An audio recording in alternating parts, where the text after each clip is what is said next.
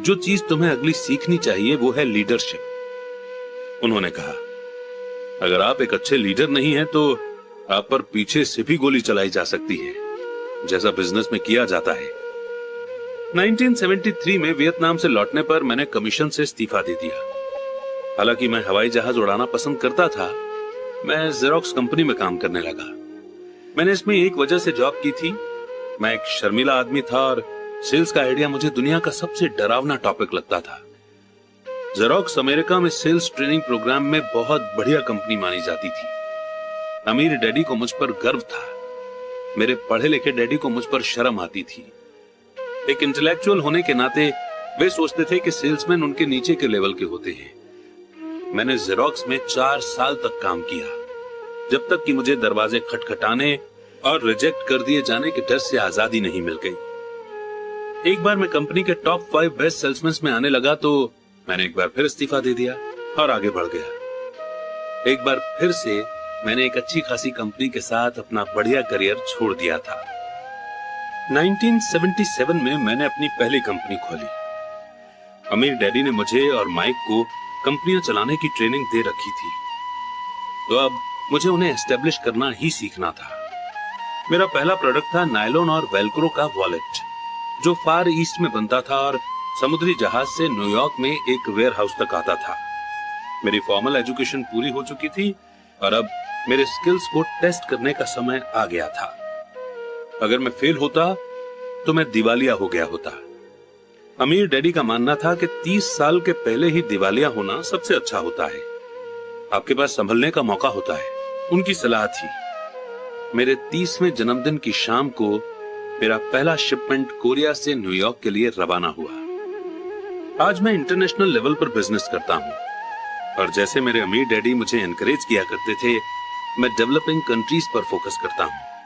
आज मेरी investment company दक्षिण अमेरिका, एशिया, नॉर्वे और रूस में इन्वेस्ट करती है। एक कहावत है, जॉब एक शॉर्ट फॉर्म है जस्ट ओवर ब्रोक का, और दुर्भाग्य से ये करोड़ों लोगों के लिए सही साबित होता है, क्योंकि स्कूल ये नहीं समझाता कि फाइनेंशियल बुद्धि भी बुद्धि का ही एक रूप है। इसलिए ज्यादातर एम्प्लॉय या मजदूर अपने साधनों के अंदर रह रहे हैं। वे मेहनत करते हैं और अपने बिल चुकाते हैं। एक और डरावनी मैनेजमेंट थ्योरी है, काम करने वाले इसीलिए कड़ी मेहनत करते हैं ताकि उन्हें जॉब से न निकाल दिया जाए, और मालिक उन्हें सिर्फ इतना देते हैं ताकि काम करने वाले काम छोड़कर न चले जाएं। अगर आप ज्यादातर कंपनियों की सैलरी देखें तो आप पाएंगे कि इस बात में थोड़ी बहुत सच्चाई तो है। इसका कुल नतीजा ये होता है कि ज्यादातर एम्प्लॉय आगे नहीं बढ़ पाते। वे वही करते हैं जो उन्हें सिखाया जाता है। सिक्योर जॉब खोज लो। ज्यादातर काम करने वाले कम समय के इनाम जैसे सैलरी और दूसरे फायदों के लिए काम करते हैं, पर लॉन्ग टर्म के नजरिए से ये उनके लिए नुकसान का सौदा साबित होता है। इसके बजाय मैं यंग लोगों को यही सलाह दूंगा कि जॉब खोजते समय वे इस बात पर कम ध्यान दें कि वे कितना कमा रहे हैं, और इस बात पर ज्यादा ध्यान दें कि वे कितना सीख रहे हैं। रास्ते पर आगे की तरफ देखकर ये तय करें कि किसी खास प्रोफेशन को चुनने के पहले और रैट रेस में फंसने के पहले वे कितने स्किल्स में माहिर होना चाहते हैं। जेरी मैग्वायर फिल्म में टॉम क्रूज का बहुत बढ़िया रोल था और इस फिल्म में कई बहुत जोरदार डायलॉग थे। शायद सबसे यादगार लाइन थी, मुझे पैसा दिखाओ, और एक और लाइन थी जो मेरे हिसाब से ज्यादा सच्ची थी। ये उस सीन में थी जहां टॉम क्रूज फर्म छोड़कर जा रहा है। उसे जॉब से निकाल दिया गया है और वो पूरी कंपनी से पूछता है, मेरे साथ कौन आना चाहता है? और सब लोग चुपचाप और शॉक्ड खड़े रहते हैं। सिर्फ एक औरत बोलती है, मैं आना तो चाहती हूं, पर मेरा 3 महीने में प्रमोशन होने वाला है। ये लाइन शायद पूरी फिल्म की सबसे सच्ची बात है। ये उस तरह का स्टेटमेंट है जो बिल चुकाने के लिए मेहनत करने वाले लोग हमेशा इस्तेमाल करते हैं। मैं जानता हूं कि मेरे पढ़े लिखे डैडी हर साल सैलरी बढ़ने की आशा लगाए रखते थे और हर साल उन्हें निराशा होती थी। इसलिए वे फिर से स्कूल जाकर और ज्यादा क्वालिफिकेशन हासिल करते थे ताकि उन्हें एक और सैलरी इंक्रीमेंट मिल सके।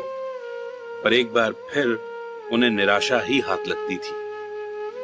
मैं अक्सर लोगों से ये सवाल पूछता हूं, रोजमर्रा के ये काम आपको कहां ले जा रहे हैं? छोटे हैमस्टर की तरह लोगों को यह देखना चाहिए कि उनकी कड़ी मेहनत का नतीजा क्या निकल रहा है, उनका भविष्य कैसा होगा। Cyril Brickfield, the American Association of Retired People के पहले वाले एग्जीक्यूटिव डायरेक्टर का कहना है कि प्राइवेट पेंशन की हालत बहुत खराब है।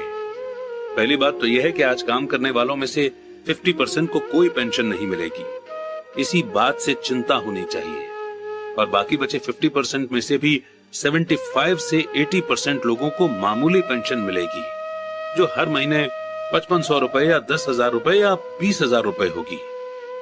अपनी बुक द रिटायरमेंट मिथ में क्रेग एस कापेल लिखते हैं, मैं एक बड़ी नेशनल पेंशन एडवाइजरी फर्म के हेड ऑफिस में गया और मैं मैनेजिंग डायरेक्टर से मिला, जिसकी एक्सपर्टीज बढ़िया रिटायरमेंट प्लान्स तैयार करने में थी। जब मैंने उससे पूछा कि छोटे ऑफिस में काम करने वाले लोगों को पेंशन से कितनी इनकम की उम्मीद करनी चाहिए, तो उसने विश्वास भरी मुस्कुराहट के साथ कहा, सिल्वर बुलेट। Silver bullet? इसका क्या मतलब होता है? मैंने पूछा। उसने अपने कंधे उचकाए। अगर बुजुर्गों को यह लगता है कि बुढ़ापे में उनके पास जिंदा रहने के लिए काफी पैसे नहीं हैं, तो वे अपने आप को गोली मार सकते हैं। कार्पल इसके बाद पुराने रिटायरमेंट प्लान और ज्यादा खतरनाक नए 401 के प्लान में फर्क को क्लियर करते हैं। ज्यादातर काम करने वालों के लिए ये कोई सुखद तस्वीर नहीं है। और ये तो ही रिटायरमेंट की बात। जब इस तस्वीर में मेडिकल फीस और long term nursing home facility को जोड़ा जाता है, तो तस्वीर डरावनी हो जाती है। उनकी 1995 की बुक में वे बताते हैं कि नर्सिंग होम की फीस हर साल 30 लाख से 50 लाख डॉलर है।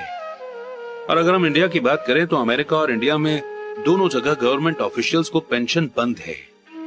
वहां पर 401 के प्लान है और इंडिया में एनपीएस यानी कि न्यू पेंशन स्कीम है, जिसका मतलब है कि हर महीने हम और हमारे एम्प्लॉयर पैसे जोड़ेंगे, जो कि किसी म्यूचुअल फंड में रखे जाएंगे ग्रो करने के लिए, और रिटायरमेंट पर हम वो पैसे ले सकते हैं। अगर हम ज्यादा जी लिए और हमारे पैसे खर्च हो गए, तो आप ठीक समझे, हम जब बुढ़े होंगे और हमें पैसों की सबसे ज्यादा जरूरत होगी, उसी वक्त हमारे पास पैसे नहीं होंगे। आज भी सोशलिस्ट मेडिकल ट्रीटमेंट वाले देशों के कई अस्पतालों में कई कड़े फैसले लेने होते हैं, जैसे कौन जिएगा और कौन मरेगा। वे ये फैसले सिर्फ और सिर्फ इसी आधार पर लेते हैं कि उनके पास कितना पैसा है और मरीज कितने बूढ़े हैं। अगर मरीज बूढ़ा है तो वे अक्सर मेडिकल केयर को किसी जवान आदमी को दे देते हैं। बूढ़ा गरीब मरीज लाइन में सबसे पीछे खड़ा रहता है। तो जिस तरह अमीर लोग बेहतर एजुकेशन हासिल कर सकते हैं, उसी तरह अमीर लोग अपने आप को जिंदा भी रख सकते हैं, जबकि जिनके पास दौलत नहीं है वे मर जाएंगे। तो मैं हैरान हो जाता हूँ कि क्या एम्प्लॉइज भविष्य में देख पा रहे हैं? क्या उनकी आंखें सिर्फ उनकी अगली सैलरी तक ही जाती हैं और वे अपने आप से कभी आने वाले भविष्य के बारे में सवाल ही नहीं करते? जब मैं ज्यादा पैसा कमाने की इच्छा रखने वाले नौजवानों के सामने बोलता हूँ, तो हमेशा एक ही चीज की सलाह देता हूँ। मैं ये सुझाव देता हूँ कि वे अपने जीवन के बारे में एक लंबा नजरिया रखें। सिर्फ पैसे और सुरक्षा के लिए काम करने के बजाय जो फिलहाल जरूरी है, मैं सुझाव देता हूँ कि वे एक और काम करने लगे जो इन्हें एक और स्किल सिखा दे। अगर वे सेल्स टेक्निक सीखना चाहते हैं, तो अक्सर मैं उनसे किसी नेटवर्क मार्केटिंग कंपनी में शामिल होने के लिए कहता हूँ, जिसे मल्टी लेवल मार्केटिंग भी कहा जाता है। इनमें से कुछ कंपनियों के ट्रेनिंग प्रोग्राम बहुत बढ़िया होते हैं, जो लोगों के मन से झिझक और नाकामयाबी का डर निकाल देते हैं, जो लोगों के फेल होने का मेन कारण होते हैं। लंबे समय में एजुकेशन या नॉलेज पैसे से ज्यादा कीमती होती है। जब मैं ये सुझाव देता हूँ तो अक्सर लोगों का जवाब होता है, पर इसमें झंझट बहुत है, या मैं सिर्फ वही करना चाहता हूँ जिसमें मेरी रुचि है। इसमें बहुत झंझट है। इसके जवाब में मैं पूछता हूँ, तो आप जिंदगी भर सिर्फ इसलिए काम करते रहेंगे ताकि आपकी इनकम में से 50% आप गवर्नमेंट को दे दें? दूसरा रिस्पॉन्स, मैं सिर्फ वही करना चाहता हूँ जिसमें मेरी रुचि है। इसके जवाब में मैं ये कहता हूँ कि मैं जिम जाने में बिल्कुल रुचि नहीं रखता, और मैं वहां इसलिए जाता हूँ ताकि मैं ज्यादा फिट हो सकूं और ज्यादा समय तक जिंदा रह सकूं। दुर्भाग्य से उस पुरानी कहावत में कुछ सच्चाई है। आप एक बूढ़े कुत्ते को नई चालबाजी नहीं सिखा सकते। जब तक कोई आदमी खुद को बदलने के लिए तैयार न हो, बदलना बहुत मुश्किल होता है। पर उन लोगों के लिए जो कुछ नया सीखने के विचार से मोटिवेट हो सकते हैं और जो राह पर खड़े हैं, मेरा सुझाव यही है, जिंदगी बहुत हद तक जिम जाने की तरह है। इसमें सबसे दर्द भरा हिस्सा वहां जाने का फैसला लेना है। एक बार जब आप ये फैसला कर लेते हैं तो बाकी सब आसान हो जाता है। ऐसे कई दिन आए हैं जब मैं जिम जाने के नाम से कांप जाता हूँ। पर एक बार जब मैं वहां पहुंच जाता हूं और काम शुरू कर देता हूं तो मुझे इसमें मजा आने लगता है। जब मैं वहां से निकलता हूं तो मुझे हमेशा खुशी होती है कि मैं वहां गया था। अगर आप कुछ नया सीखने में दिलचस्पी नहीं रखते हैं और इसके बजाय आप अपने फील्ड में बहुत एक्सपर्टीज हासिल करने पर जोर देते हैं तो ये पक्का कर लें कि जिस कंपनी के लिए आप काम करते हैं वहां यूनियन हो। लेबर यूनियन एक्सपर्ट्स की रक्षा के लिए ही बनाई जाती है। मेरे पढ़े लिखे डैडी जब गवर्नर की कृपा दृष्टि से दूर हो गए तो वे हवाई में टीचर्स यूनियन के प्रेसिडेंट हो गए। उन्होंने मुझे बताया कि ये उनके द्वारा किया गया सबसे मुश्किल काम था। मेरे अमीर डैडी ने दूसरी ओर जिंदगी भर ये कोशिश की कि उनकी कंपनियों में यूनियन न बन पाए। वे इसमें कामयाब हुए। हालांकि यूनियन काफी करीब आ गई थी, पर अमीर डैडी हमेशा उन्हें दूर रखने में कामयाब हो जाते थे। पर्सनली मैं किसी का पक्ष नहीं लेता, क्योंकि मुझे दोनों ही बातों में फायदे दिखते हैं और उनकी जरूरत दिखती है। अगर आप स्कूल के द्वारा दिखाए गए रास्ते पर चलते हैं, हाई एक्सपर्टीज हासिल करते हैं, तो फिर आप यूनियन की सुरक्षा में चले जाएं। एग्जाम्पल के लिए, अगर मैं अपने हवाई जहाज उड़ाने के करियर में गया होता तो मैंने एक ऐसी कंपनी पसंद की होती जिसकी पायलट यूनियन बहुत तगड़ी होती। क्यों? क्योंकि मेरी जिंदगी सिर्फ एक स्किल को सीखने के लिए समर्पित होती, जिसकी वैल्यू सिर्फ एक इंडस्ट्री में ही हो सकती थी। अगर मुझे उस इंडस्ट्री से निकाल दिया गया होता तो मेरे स्किल्स किसी दूसरे इंडस्ट्री में उतने काम के नहीं होते। अगर किसी सीनियर पायलट को निकाल दिया जाए जिसके पास 1 लाख घंटे का फ्लाइंग एक्सपीरियंस हो और जो हर साल $15 लाख कमा रहा हो, उसे स्कूल टीचिंग में इतनी ज्यादा कमाई वाली बराबरी की जॉब ढूंढने में बहुत दिक्कत आएगी। स्किल्स एक इंडस्ट्री से दूसरी इंडस्ट्री में ट्रांसफर नहीं होती, क्योंकि एयरलाइन इंडस्ट्री में जिन स्किल्स की जरूरत होती है और जिसके लिए पायलट को ज्यादा सैलरी दी जाती है, वे स्कूल सिस्टम में उतने इंपॉर्टेंट नहीं होते। आज डॉक्टरों के लिए भी ये सही है। मेडिकल फील्ड में इतने बदलाव हो रहे हैं। कई मेडिकल एक्सपर्ट मेडिकल ऑर्गेनाइजेशन जैसे HMO से जुड़ना पसंद करते हैं। स्कूल के टीचर्स को यूनियन का मेंबर होना पड़ता है। आज अमेरिका में टीचर्स की यूनियन सबसे बड़ी और अमीर लेबर यूनियन है। NEA यानी कि नेशनल एजुकेशन एसोसिएशन के पास बहुत ज्यादा पॉलिटिकल इन्फ्लुएंस है। टीचर्स को अपनी यूनियन की सुरक्षा की जरूरत होती है, क्योंकि एजुकेशन के बाहर उनकी स्किल्स की वैल्यू रिलेटिवली काफी कम होती है। तो रूल ये है, एक्सपर्टीज हासिल करो और यूनियन बना लो। स्मार्ट लोग यही करते हैं। जब मैं अपनी क्लास से पूछता हूं कि आप में से कितने मैकडॉनल्ड से अच्छा हैमबर्गर बना लेते हैं, तो लगभग सभी स्टूडेंट्स अपने हाथ खड़े कर देते हैं। मैं फिर पूछता हूं, अगर आप में से ज्यादातर बेहतर हैमबर्गर बना लेते हैं तो ऐसा क्यों होता है कि मैकडॉनल्ड आपसे ज्यादा पैसा बना लेता है? जवाब साफ है, मैकडॉनल्ड बिजनेस सिस्टम में आपसे अच्छा है। ज्यादातर टैलेंटेड लोग सिर्फ इसलिए गरीब होते हैं क्योंकि वे अपना सारा ध्यान बेहतर हैमबर्गर बनाने में लगाते हैं और बिजनेस सिस्टम के बारे में कुछ नहीं जानते। हवाई में मेरा एक दोस्त है जो एक कमाल का आर्टिस्ट है। वो काफी पैसा कमा लेता है। एक दिन उसकी माँ के वकील ने उसे बताया कि उसकी माँ ने अपने बेटे के नाम पर $35,000 छोड़े हैं। ये रकम गवर्नमेंट और वकीलों द्वारा अपना हिस्सा लेने के बाद बची थी। तुरंत उसने इस पैसे को ऐड करके अपने बिजनेस को बढ़ाने का सोचा। 2 महीने बाद उसका पहला पूरा पेज का एक कलरफुल एड एक जानी मानी मैगजीन में पब्लिश हुआ, जिसके रीडर बहुत अमीर लोग थे। ये एड 3 महीने तक चला। उसे एड के लिए कोई जवाब नहीं मिला और उसकी सारी पूंजी इस एड में खत्म हो गई और अब वो मैगजीन पर केस ठोकना चाहता है। एक ऐसे आम आदमी का एग्जाम्पल है जो कि एक बेहतरीन हैमबर्गर बना सकता है, पर बिजनेस की समझ बिल्कुल नहीं रखता। जब मैंने उससे पूछा कि उसने क्या सीखा, तो उसका जवाब सिर्फ यही था कि ऐड करने वाले लोग धोखेबाज होते हैं। मैंने फिर उससे पूछा कि क्या वो सेल्स में या डायरेक्ट मार्केटिंग में कोई कोर्स करना चाहता है, तो उसका जवाब था, मेरे पास समय नहीं है और मैं अपना पैसा बर्बाद नहीं करना चाहता।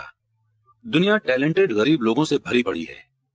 अक्सर वे या तो गरीब हैं या फिर पैसे की प्रॉब्लम से जूझ रहे हैं या अपनी स्किल से कम पैसा कमा रहे हैं, और इसकी जिम्मेदार उनकी नॉलेज नहीं है, बल्कि उनकी नॉलेज की कमी है।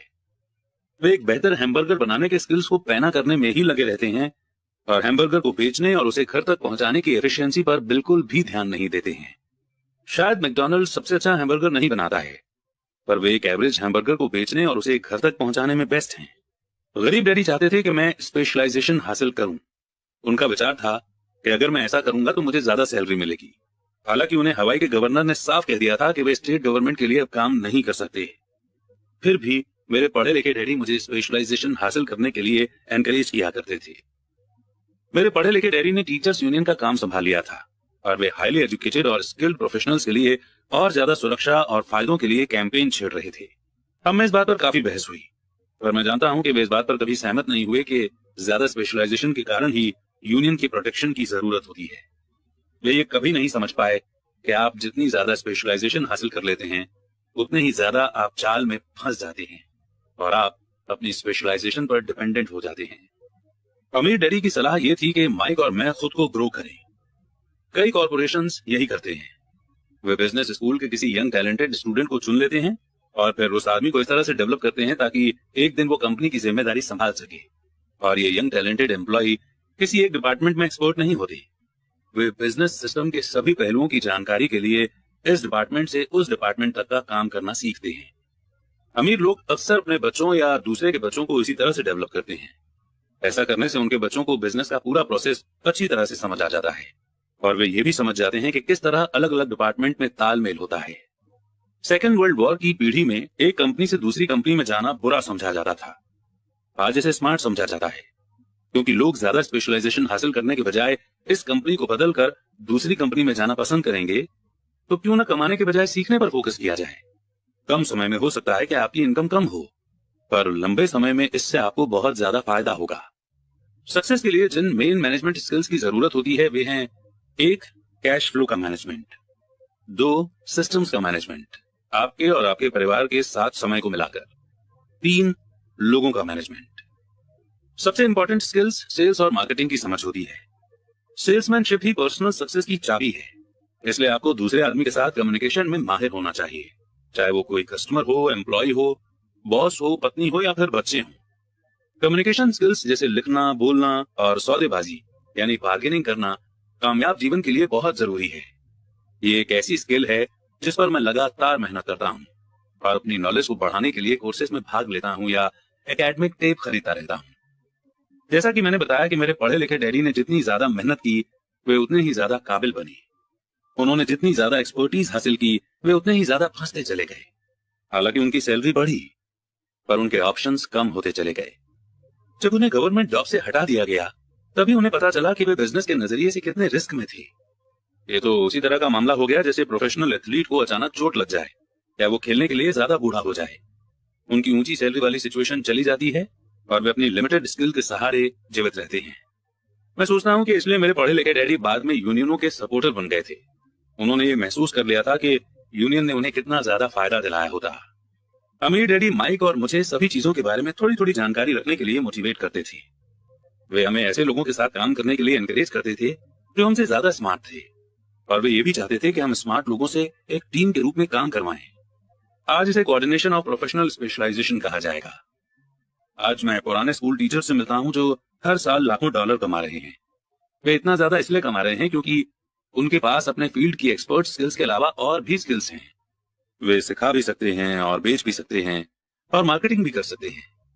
सेल्स और मार्केटिंग की स्किल्स ज्यादातर लोगों को इसलिए मुश्किल लगती है क्योंकि इसमें नकारे जाने या अस्वीकार किए जाने का डर होता है। आप कम्युनिकेशन, बार्गेनिंग और रिजेक्ट किए जाने के डर का सामना करने में जितने बेहतर होंगे आपके लिए जिंदगी उतनी ही आसान होगी।